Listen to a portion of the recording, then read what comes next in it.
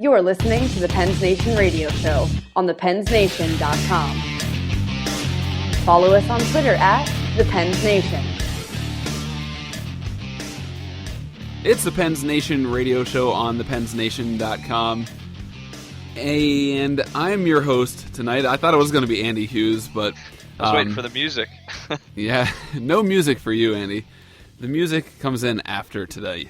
Oh, so know that. Yep. You can follow us on Twitter at the Pens Nation. You're probably listening to this either on thepensnation.com, iTunes, or now on iHeartMedia. We're streaming there. You can find us at keyword Pens Nation. Tonight we're joined by Wes Crosby, the other NHL Crosby, as found on Twitter. Wes has got a PhD in Pretzel Nuggets, and he joins us now on the Pens Nation radio show. Wes, welcome. Hey, how's it going, guys? We had to slip in that PhD reference. That's for Ken, really. I mean, Ken's all about the PhD every game references. we hear about how Mike Johnson has a PhD in hockey. Yeah. It's looking like it, though, isn't it, Wes? Certainly.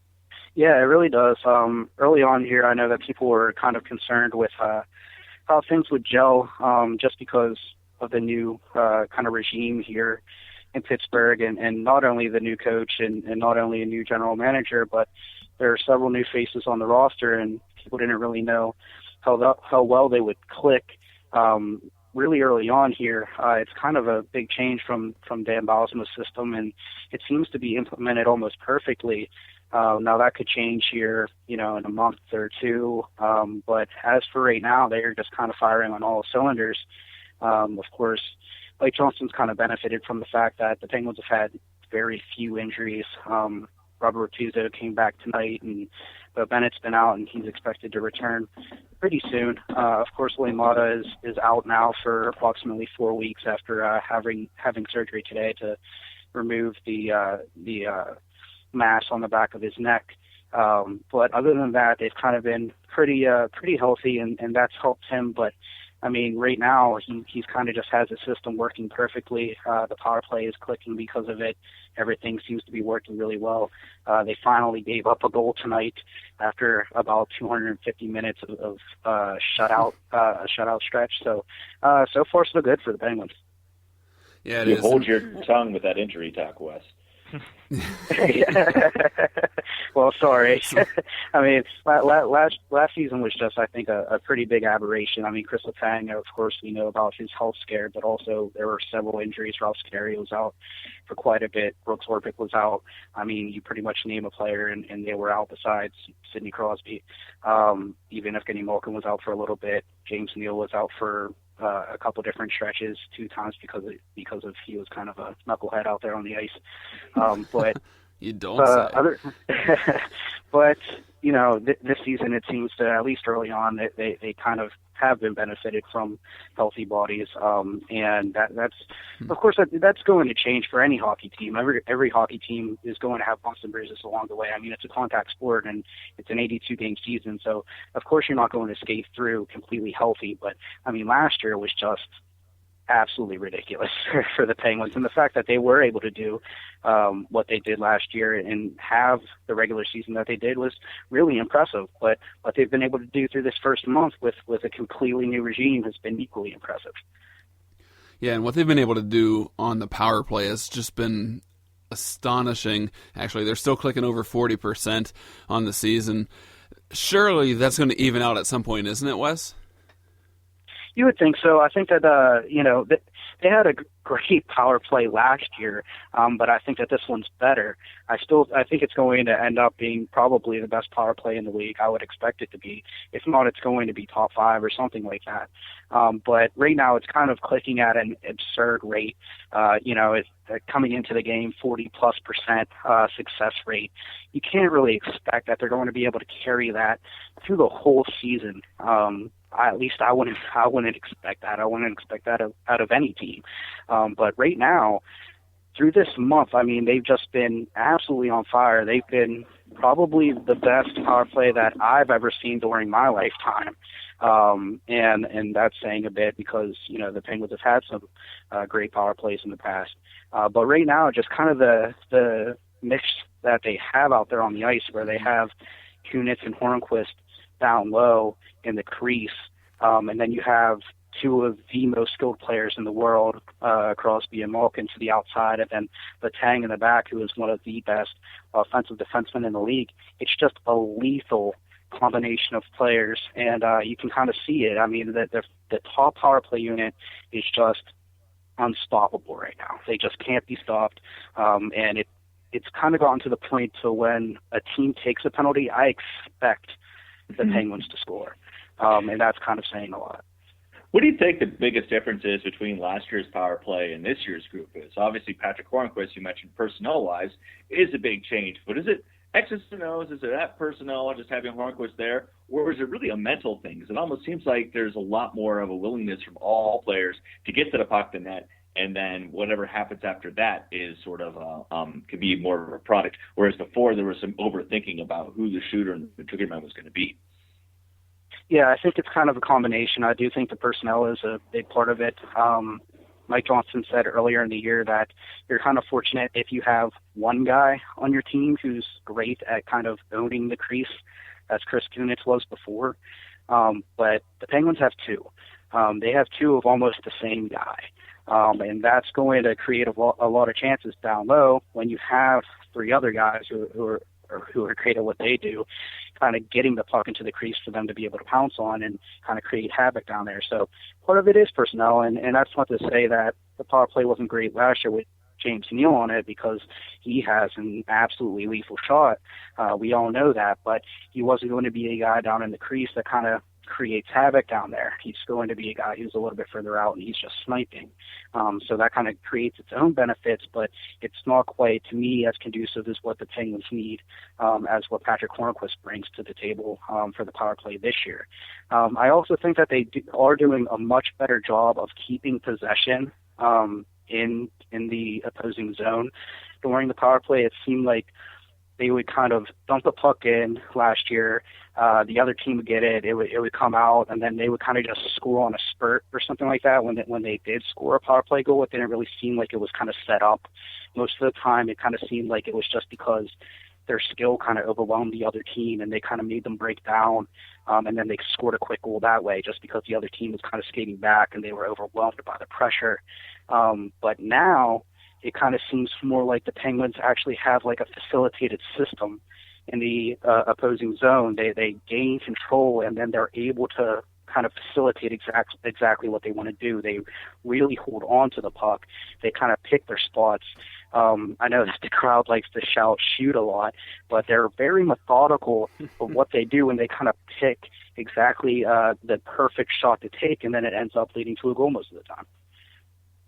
Yeah, certainly. I mean, the power play has been unreal this season. And Wes, the Penguins' penalty kill, on the other hand, they really started off, really bad. I mean, everybody was talking about how it was a huge problem, but now, I mean, they've been tremendous these past, I don't know how many games. And Rob Scuderi has played pretty decent, compared to what we saw last year. It didn't seem like he was able to recover from that injury last year. Now coming in, after the whole off season and everything like that, he was ready for a bounce back year, and he's been pretty good so far, I think, considering the expectations and the down year last year. Hey, he even had 2 assists tonight. I mean, that must mean the world is coming to an end. Yeah, he has played much better than he did last year, and I think that it was kind of unfair last year for people to expect him to be that same guy that he was the first time around in Pittsburgh. Just because, I mean, he's not going to be that same type of guy. It's kind of like, like over at the Steelers, they got James Harrison back. You kind of don't expect him to be the same type of guy that he was. Of course, these past 2 games, he's kind of looked like that old James Harrison, so it's kind of proving that point wrong. But you still don't really expect him to be exactly what he was back in 2008 or something like that. It's the same thing with Rob Scuderi. You shouldn't really expect him to be exactly who he was back then. But you can expect him to be a very good 5 or 6 D-man, and that's what he's been this year. And then also last year, people kind of have to remember that he wasn't the same after he came back from his injury. He just wasn't the same. That completely derailed him. That took any type of consistency on the ice away from him. Of course, he was supposed to be paired with Chris Letang, and that was a big problem because Chris Letang was out any time that Rob Scuderia was on the ice, and it kind of seemed like vice versa. So those two were never really able to get on the same page and never really form that pair. And so that took a lot away from each of their seasons. They both had it down here.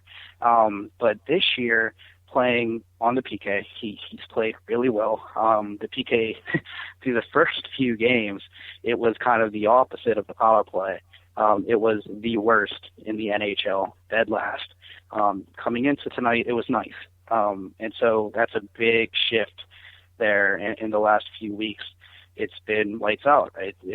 I know that it reached 28 straight kills tonight. I'm not sure if it got up to 29 or not, but I know it did at least get to 28, and that's quite the change from earlier in the season when it seemed like any time that they got a penalty that they were going to give up a goal just as much as if the opponent took a penalty, the Penguins were going to get a goal. So it kind of evened out that way. Well, now the special teams on both sides of the coin are deadly. And so that's been great for the Penguins. They kind of need that to keep going. And right now, I mean, the special teams is really has really led to this stretch here where they've kind of just been unbeatable. You're talking about those penalty kill numbers. I mean, the Penguins have given up 6 power play goals now. All 6 of those goals were in the first 3 games. 3 in the first game, 2 in the second game, and the last power play goal the Penguins have allowed was that game winner against the Dallas Stars that Tyler Seguin put in the last second. Yeah, and that was quite a while ago now. That was, a few weeks ago? Yeah. So yeah, that's quite the accomplishment for a PK that was really maligned early in the season. It was kind of the one thing that people were kind of picking on because, I mean, you know how fans are. They have to find something to nitpick on, and even though the Penguins were winning and they were playing really well, the PK was kind of a hindrance, and now, that's one of their strengths too. So there's not really much to nitpick on anymore. These past few weeks, I mean, since that loss against Detroit, which they should have won that too, but since that loss against Detroit, I mean, I know through the second period today, they were outscoring their last 5 opponents 22-3. I mean, that's saying something. So yeah, I mean, when all of the stars align like they have for the Penguins right now, they're going to be very, very hard to beat. I want to switch gears up just a little bit here. Talk about Evgeny Malkin. A lot of people have made it kind of known that they think he's lazy, that he's inconsistent. But, I mean, 11 straight games now with at least a point in each game, would kind of lead you to believe anything but lazy, obviously. I think some of what we see here is a comparison between Crosby and Evgeny Malkin. But Malkin's never going to be the kind of player Crosby is he? No, and I think it's kind of unfair to compare them. I think that they're pretty fundamentally different, not only players, but kind of individuals. I don't really think that Evgeny Malkin is lazy at all. I just think that he's kind of a guy that people can't really wrap their minds around. He's kind of aloof. He's a fun personality when you really get to see it. He's jovial and jokey, and he doesn't take things very seriously.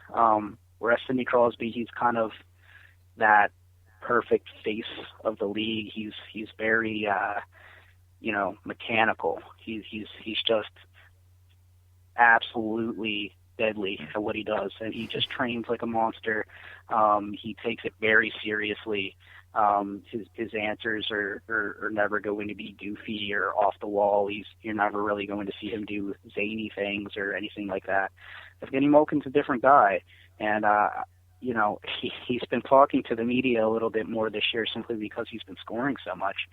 And when you when you get answers out of him that you're not going to get out of Sidney Crosby, you go up to him after the Anaheim game to start the season, and you talk about how well he played, and you ask him about how well he played, and he says that he played very poorly, and that he feels horrible, and that his legs aren't there, and that he's not even close to feeling that great. That's an answer you're probably not going to get out of Sidney Crosby.